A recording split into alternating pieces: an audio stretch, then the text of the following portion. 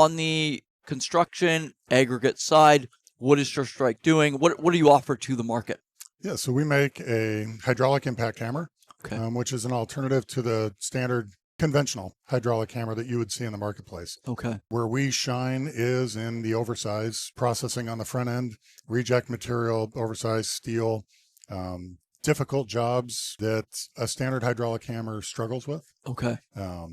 And that's where we become more productive, more profitable, Yeah. more efficient, easier from the operational maintenance standpoint for people. Okay, so there's that part of it too. Yeah, exactly. So it's one of those where it's a fabulous alternative to an age-old problem on the front end of how do I deal with the reject and oversize that I get through my blasting or however you're processing on the front end. Actually, just on that side, so when you say like the blasting, so what would typically happen is you've got this oversized, weird size material, and that's where the Surestrike comes in. True. To basically break that apart. Yeah. So with any blasting and or processing on the front end, whether you're ripping or anything else, with any of that type of front end material generating process, you're going to end up with oversize and reject material.